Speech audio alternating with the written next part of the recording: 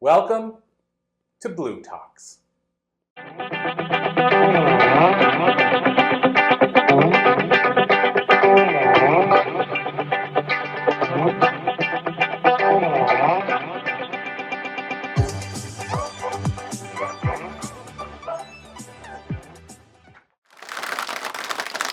Okay, so if we're ready, awesome. We're going to kick it into overdrive. And the last time I was in LA, Michelle interviewed me. So this is like a turn of the tables. Yeah. So thank you guys for joining us. Another exciting interview. Michelle, Murad, am I pronouncing it right? Yeah. Okay, I always like to make sure I get it right, even though I've said it before. Yeah. So Michelle, where I usually jump in, which is a different way than most people do interviews, is I get the guests to tell us a little bit about themselves versus me maybe making up a bio that I scramble through. Yeah. So can you tell us a little bit about yourself before we dive right in? What do you want to know? Okay, so let me think.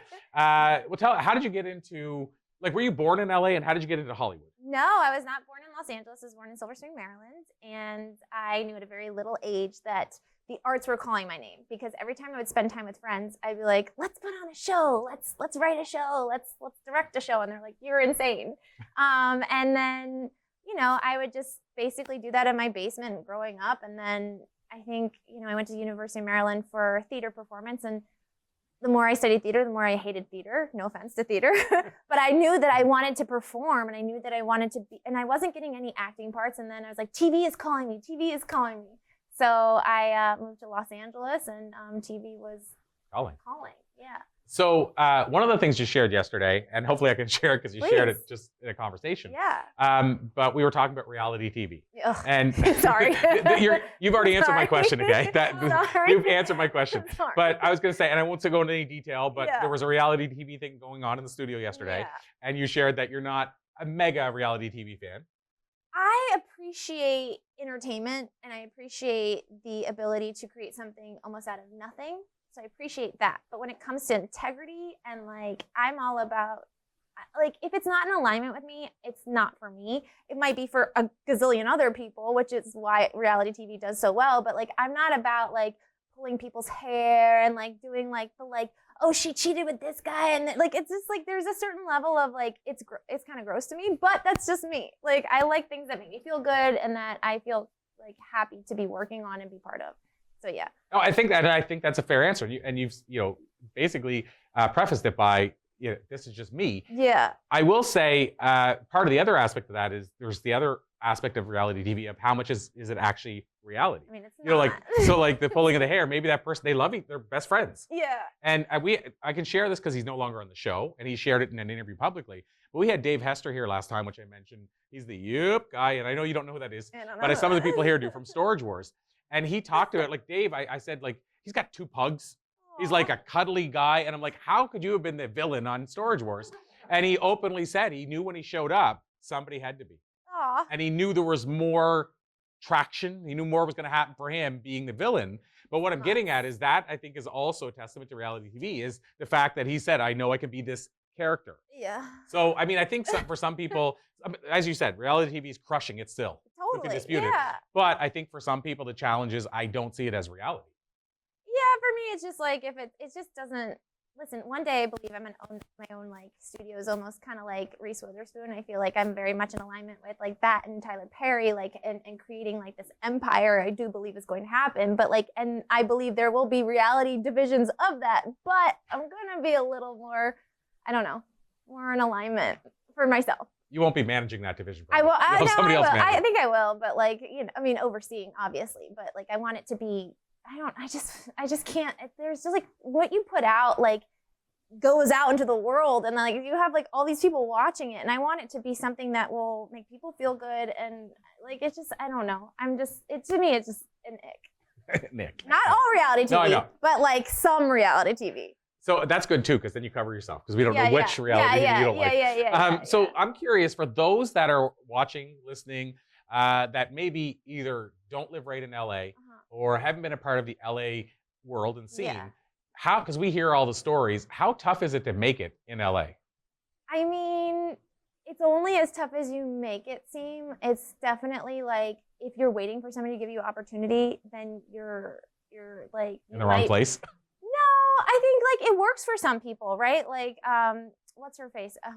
Emma Stone. Emma Stone. What's her face? Academy Award winning Emma Stone. I like the fact that after you say what's her face and then you say Emma Stone. Yeah. Or you could have maybe just said I don't remember who it was. Yeah, what's her Emma face? Stone. No, Emma Stone. What's her face? Yeah, I mean, like, that's ridiculous. How do I not know her name? Emma Stone. I mean, she came out here when she was like 16 years old and like gave a PowerPoint presentation to her parents and said, "I'm going to be a successful actress, and this is why." And like, they all moved out to LA for her, and like, you know, whatever. She literally sold them through a PowerPoint presentation. Yeah, and I think it's like it's like in between belief and like what, like, because I always believed that like I was going to be acting and writing and producing. I just saw it a different way. Like at first I was like trying to get like an agent with a headshot and a resume and a reel and all, and I did get all those things, but then I was like feeling like there's something more. Like I'm a creator. Like I want to make my own stuff. I want to create my own stuff. And up until 2021, I was, you know, still like fighting with this, like, do I act? Do I write? I came to UCLA in the professional programs for acting, writing, and producing. And I just had this like very strong epiphany, just do it yourself. So I created my own series called The Charlotte Chronicles about my dog. I produced it, I wrote it, I starred in it, I cast 22 people, and it's award-winning. We won best web series, best writing, best directing, like all this incredible stuff. And then from there, I got like these incredible opportunities like for hosting and writing, and now like co-working in a studio where we get to have people have the opportunity to create their own shows, which is like so cool. So yeah. And so the other side of that is, I asked if it was hard in LA to make it. Is it, because I, again, hear the story. So I'm just kind of asking based on your experience. But we hear the stories that it's really harder, let's say, for a female to make it in the entertainment industry than a male. Is that, do you feel still the case, or is that completely changed? I think it's really what you believe, right? Like, I think if you go around and say, like, this is going to be terrible for me, it's going to be terrible for you. No matter who tries to prove you wrong. It's like if you're, what is it? If you believe you are, then you are. What's the quote? There's a quote. Like if you believe it, then it's true. Yeah. There's a Henry Ford quote. Yeah, okay. That basically says, whether you believe you're right or you're wrong, the answer is true. Yeah, essentially. Exactly. Some form of that. But there is a lot of like weird beliefs in this town. It's very odd. There's a lot of ageism. There's a lot of like way things like should be or done, but I believe like all these incredible women that are rising to the top are changing like the way we see things, because for the longest time it used to be like a bunch of white dudes like running media, and now that's changing. And so, which is really cool, is because now we can see like what people really think, like how women really think. It's really, really cool to be, I think, in media right now. I think this is like the time. I'm very honored and lucky to be doing it. Well, and I mean whether a person, because I know big picture thing, like when you're making a big picture, it is a different world. So I can pick one, but there's a lot of money put behind it. But an example like Barbie, I mean, it's the first time in history that a female's directed a movie that's made over $1 billion. Oh, and I called that. I told my best friend, Adam Fried, I said, guaranteed this movie is going to be $1 billion movie. I told him that. And what did he say? He goes, no, it's not. He's like, I said, what are you talking about? I was like, first of all, I got Barbie. Then you got like The World of Pink. And then like it's the movie that like, you know, that doesn't go too deep where you miss people, but it goes deep enough to really encompass what I think a lot of people have been feeling in media, in the world, in everything. So I said Barbie, I was like, my words, and I said this on my show, I said Barbie will be the highest grossing film of 2023, if not for the next like 10 years, if not the century. And I said, I believe it will be the highest grossing film for Warner Brothers. And like, I think I need to like somehow get involved with like predicting movies. Well, 2 of the 3 of those are for sure true. Yeah, they are. No, the other true. one for a while. Yeah, right. But 2 of those, like the Warner Brothers. 10 years from now. Yeah. I mean, and that's epic. And what I will say is, I think one of the challenges and also reasons Barbie succeeded is there's a lot of people say, I'll never watch that Barbie movie, and they think of it like it's going to be just this feminist vehicle or what have you. But if you watch the movie, it's deep. Like you said, it might not be too deep, but it's a deep movie. Yeah, so my wife brought me to it. Aww. and I was like, I just thought I'll go. We'll see what happens. And I was like blown away by how deep the story. Has everybody here seen it? Or I was blown away by how deep the story was, and like the idea of in the Barbie world how like women were like ruling the thing, and then they go to the real, like the human world, and they're like, what? We're not ruling things. But Ken's like, oh my God, yeah, this is my jam. Century City. But it was like, you could flip that and say, it'd be like a female showing up in a world and saying, oh my God, females are ruling the world? Yay. But that's pretty deep. Yeah, I used to play with Barbies and I used to film them. I feel like I am Greta Gerwig in a different way. Like, it's just really cool, like that they maybe did in the this. metaverse. Maybe in the metaverse, I am. It's just really cool to see. Like, it was like a full circle moment, and like it came out on my birthday, and I went on my birthday, and it was super fun. Yeah, it's a great movie, and I saw it like 5 times. Okay, before I go further, did you wear pink? I did wear pink. Of course, I had to wear a pink headband, a pink like tube top, pink sneakers. They're glittery, yeah. So in LA, I'm just curious on this, but one of the things, Shelly, my wife, said that she wished she saw more. We're in a small town. So she went as Goth Barbie. But a lot of her friends went as Pink Barbie. And so but what she said is Barbie was everything. Like Barbie was like a doctor, a lawyer, and all this stuff. And so she was wondering, and she asked me that, do I know in LA, because it would have been a lot more, dressing up and stuff involved. Were there were every type of Barbie there? Oh my God, there were so many Barbies. It was so cute. And what I really loved is like people would be like, "Hey Barbie, hi Barbie." Like, oh really? Yeah. Like I went to dinner that night and you could see the girls or the women that went to this movie, and it was really cool. I said I had to come up to them and I was like, "Did you see the Barbie movie?" They were like, "Hi Barbie." I said, "Ah, I love that." So it's like you're part of like this like group of. It just felt good. It was a feel good movie, I thought personally, and it was fun. And that's the key thing too. It had a story that was somewhat deep. Yeah. And you left feeling good. Yeah. And it's not for everybody. Nothing's for everybody. No, of course. But I think there's some people that just kind of went into it like, this is what I believe. Yeah. So I'm not watching it. Yeah. I'm not going to see that movie. But yeah, I was blown away. Your dad? My dad. I tried to watch it with my dad. He was like, "I'm not watching this movie." I was like, "Okay, that's fair." Yeah. That's well, fair. And it made $1 billion+, Dad. Yeah. We'll be okay without you. Yeah. But yeah, I mean, so I think that's pretty cool that we've hit a time when that's possible. Is what I'm trying to say. Same. And so I guess going further down sort of the path, getting into the studio side of things, and now you're helping other people produce shows. Yeah, that's awesome. Yeah, I was gonna say, is that like exciting? When you look at the path you took versus like the headshot and trying to audition, and continue down that path forever, going down the actor path. You said you want to be writer director. I would think being a part of a studio, you get to fill that cup every day. Oh yeah, it's like, I mean, it's almost there. We're like little, like it's the journey, right? It's like, so sometimes I'll like check in and be like, I'm not where I want to be. But I prayed for this. Like I dreamt of this. Like I get frustrated because I see so much potential of like where future Michelle is going to be like 10 years from now. And it's challenging for current Michelle. So like we have like these like inner dialogues of like, you should be driving your G-Wagon. You know what I mean? Like, but that's not a thing. But I mean, it will be one day. But I think for me, it's just, I have limited resources where I'm at. And we do get to give like people the opportunity to have their own show, which for me, it's like so cool, because that's how I started this, is because I said yes to myself, and I said yes to what I want to put myself in, because I was getting script after script, and it was like, that's not me. Like, that's definitely not me. And then I was like, why don't I just write for me? And I did. And so like, having people come in like, our mutual friend, Sherry Elise, like she's just crushing it. She created Good Morning Joy in the studio, and like she's being flown to like India and Italy now. And like, I feel like I'm working with all these amazing creators that believe in themselves enough to like spend, it's not a whole lot of money, but it is out of your own pocket, like what, $250 an hour to film your own stuff. But like I always say, and I've said this to everyone that walks in, when you invest in yourself, you're basically telling the rest of the world that like I matter, I'm investing in myself, now you invest in me too. And that, to me, it's like I told everyone that walked in, I said, I cannot promise you this is going to give you money, but what I can promise you is if this is what you truly want to do, it's going to take you to the next step, which is really cool. Brilliant. I love that. And with Sherry, I haven't talked to her in a little bit, like a couple of months, but I started noticing on her posts, like she was in India. I can't remember the name of the gentleman she was interviewing, but she was invited there, I think. Like all things have been blowing up on her with her show. It's incredible. She walked in August into our studio with like sunglasses on her head, and she sat on the stage. And I do have this like very like divine gift of like being able to sit across from someone, and they start talking, and the show comes to me like super fast. And so she was like, I'm thinking of a couple ideas and a couple names and like what we do.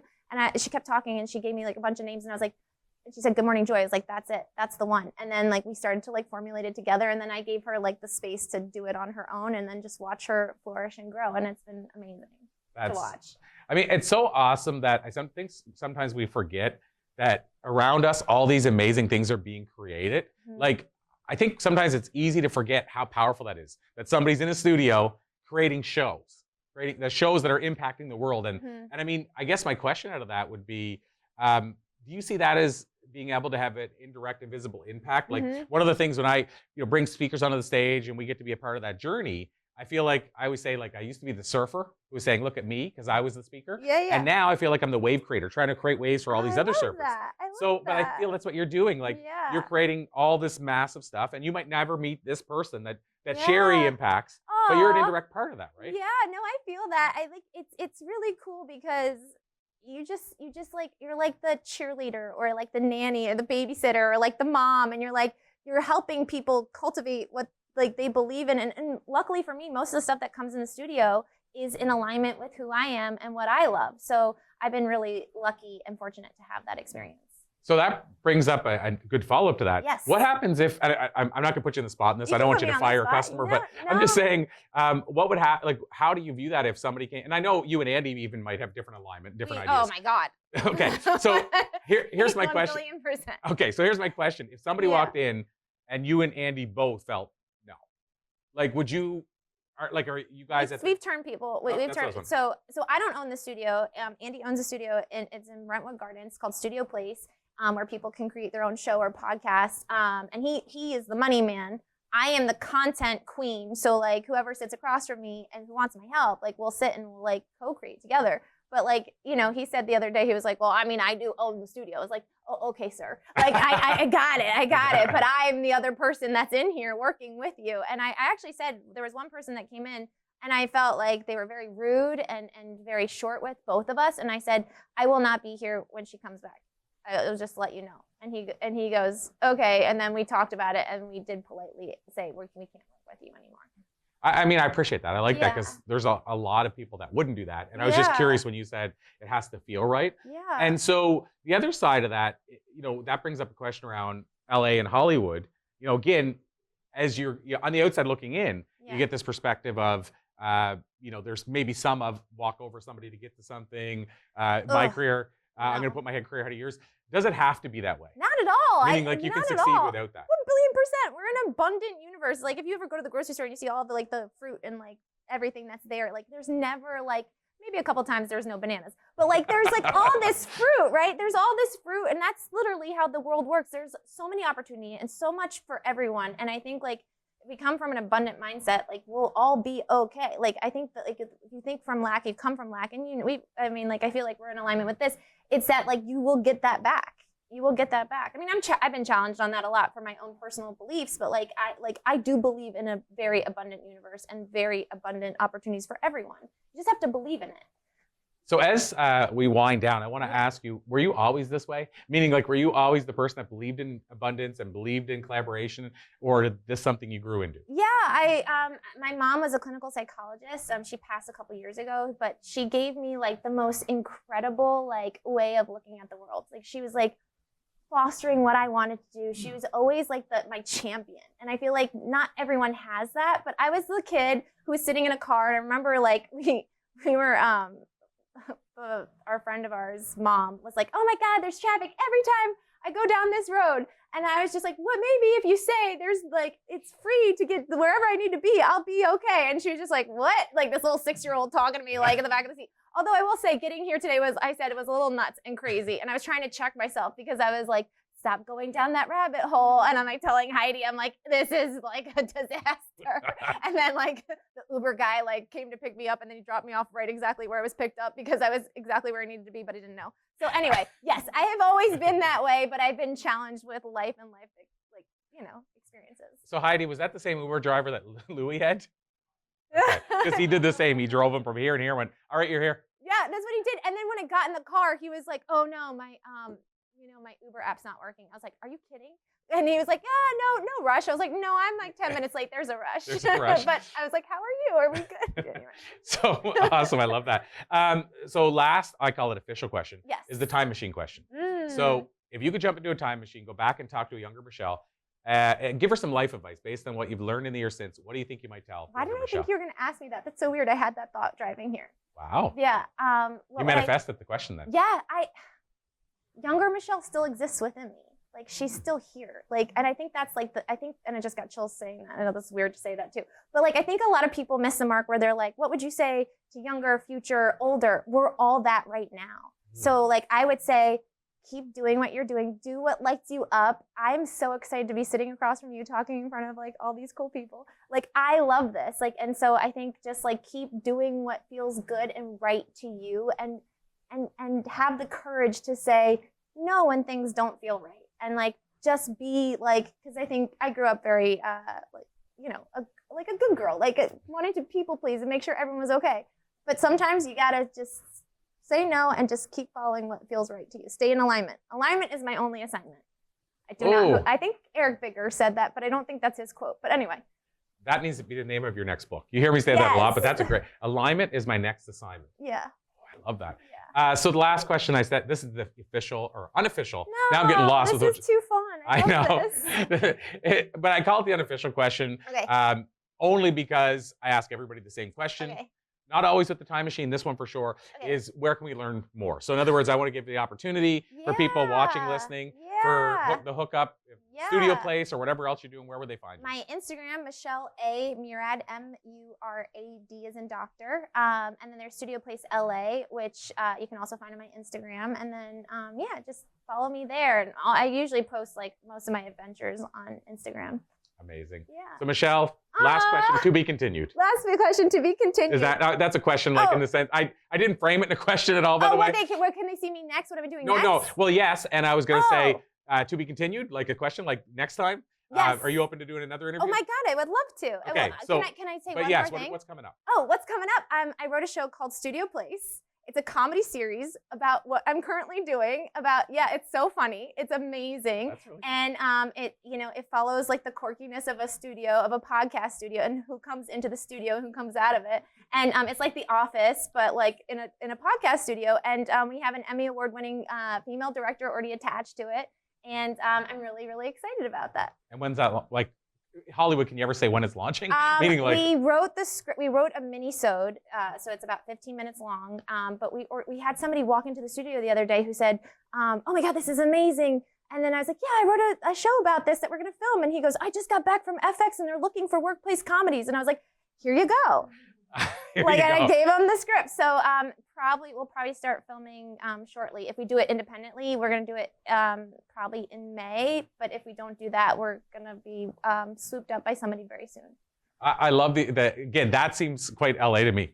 Oh, here's the script. I know, I was never that person until I had it. And I was like, actually, here's our script. You know what? It works. There's a reason why it's been done for years. So again, Michelle, absolute pleasure. Thank you so much. Till next time. Till next time. Awesome. Hey, thank you, everybody. Thank you.